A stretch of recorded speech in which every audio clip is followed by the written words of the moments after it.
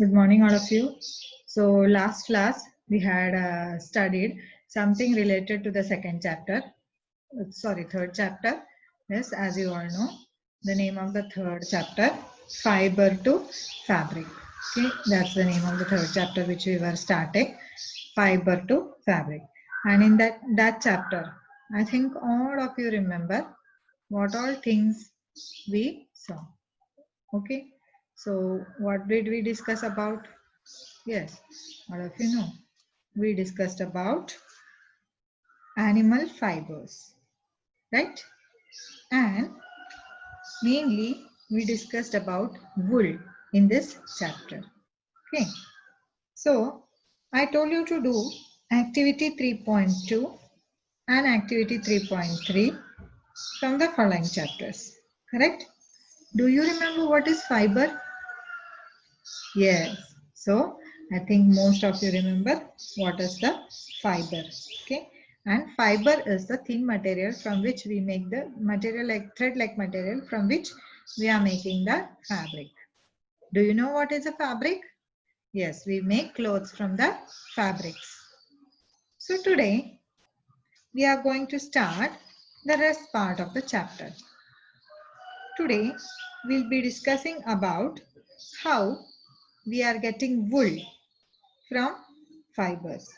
So how do we process the fibers to make the wool? Okay.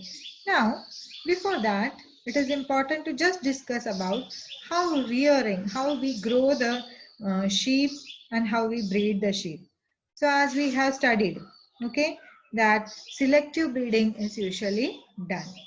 So the sheep is grown in many parts of our country, and we know especially in northern regions like Jammu Kashmir, Himachal Pradesh, Uttaranchal, Arunachal Pradesh and Sikkim, Punjab, Rajasthan, Haryana, Gujarat, even in Kerala you can see shepherds, they are taking care of their sheep, correct? Apart from raising the sheep, rearers also feed the sheep with pulses, corn, jowar, oil cakes, etc. Okay, so for good quality wool, good quality of sheep is reared. Now today we will discuss mainly about how processing of fibers is done into wool. You can see step 1, we call it as shearing. In shearing, the fleece is removed along with a thin layer of skin. Usually, it is done in a hot weather. The hair provides woolen fibers. Woolen fibers are processed to form yarn. Okay. Then, this was the first step. In first step, what we do? We do shearing.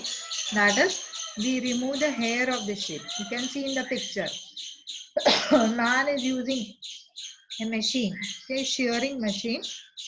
Similar like that how we are using the shaving machine, correct? So with the help of this, he is shearing the sheep, right? You can see in the picture, right? You can see over here what is being done. In the second step and the third step, you can see on the screen, the sheared skin, it is washed and grease, dust and dirt, it is removed. You can see, right? So what is happening in this? Yes, here you can see. This is shearing. Shearing is being done.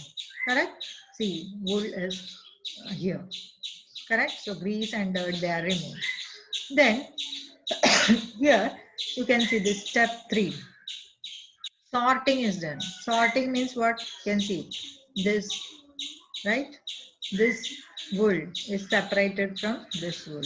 Correct? And these are separated from each other, right? That is what is done in scoring and in sorting, correct?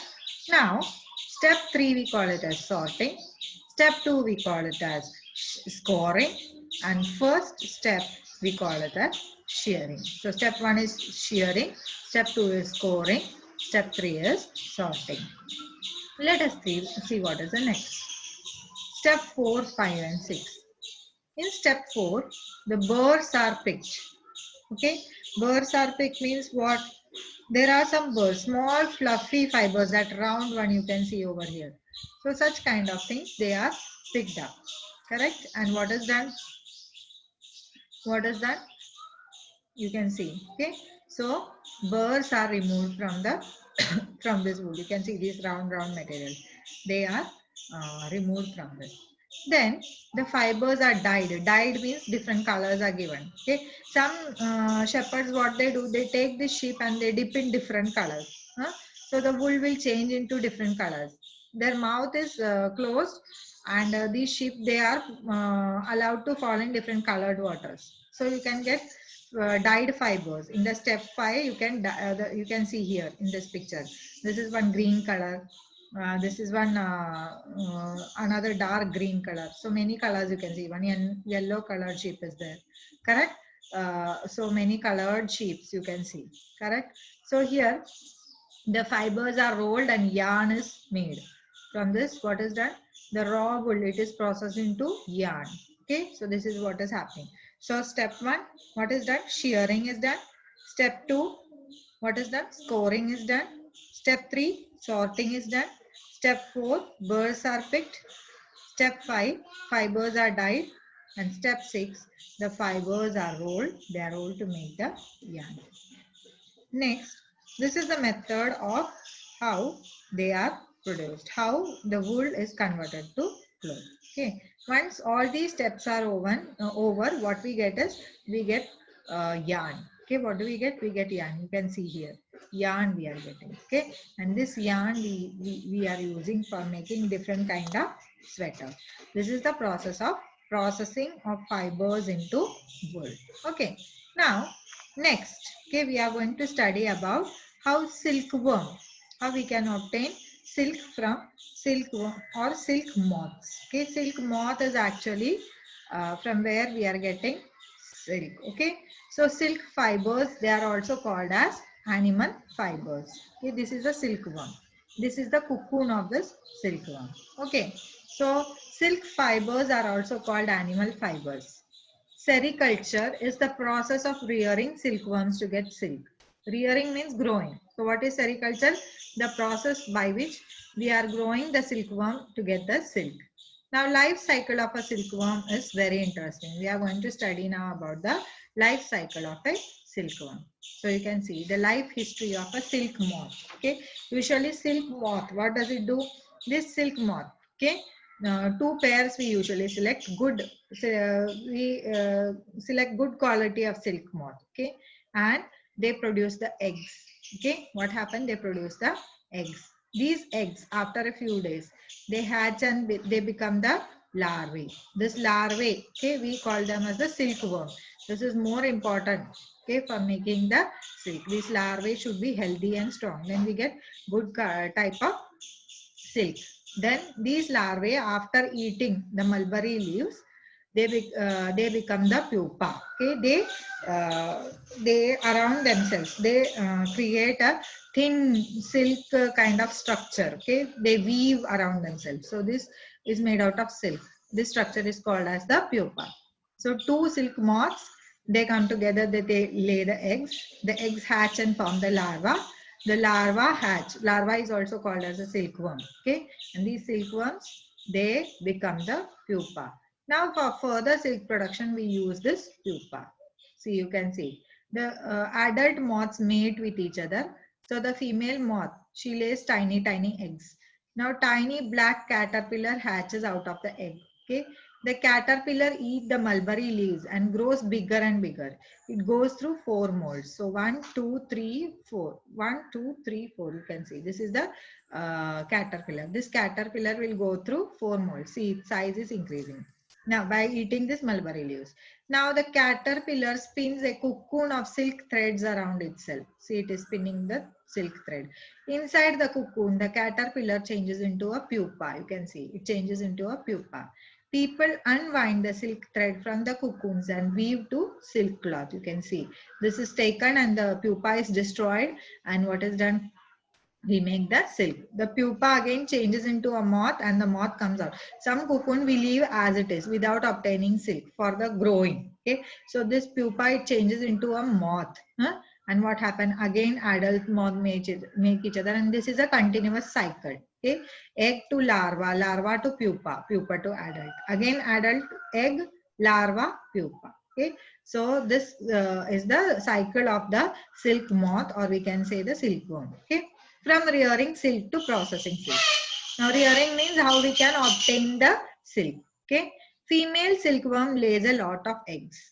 The eggs are stored carefully.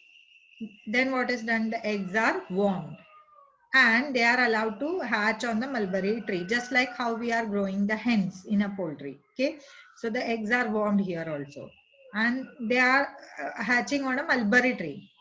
And the larvae are called caterpillars. They eat day and night. They spin the cocoons. They continuously eat and they spin the cocoons. Okay, now these cocoons, what is done? These cocoons are taken and they are boiled. Okay, what is done? The cocoons are boiled or they are allowed to expose to sun. Somehow the worm inside that cocoon, it is killed. So we can get silk fibers separate. Okay, this process is called reeling, and reeling is done in machines. Okay, I forgot to write here machines. Machines. Silk fibers are spun to silk thread. From silk fibers we can make silk threads. Okay, so this was how we prepare silk. So we studied two processes of separation of wool and processing of silk. Okay, so in your textbook two activities have been given. The one on page number 29, activity 3.5, activity 3.6 and 3.7. That I will be explaining in the online class, or I think by just reading you can do the activities that have been told here. Okay, so you have to, in this activity, nothing, it is very difficult, not very difficult. So what you have to do is you have to collect pieces of silk cloth, and you should paste in your book. Okay, any one. Then second what you are going to do, second you don't need to do it so much, but if you can, if under the supervision of your adults, what you do, you burn one silk thread and see what kind of smell is coming. Okay, and then you copy or you draw the stages of the life cycle of the silkworm. Okay, this life cycle one is present in your textbook, figure 3.9.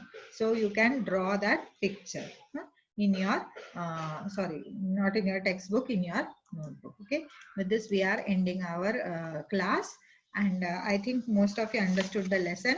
Any problem related to this lesson, you can contact me for further queries. Okay, so I think most part of the lesson was very easy, and that's why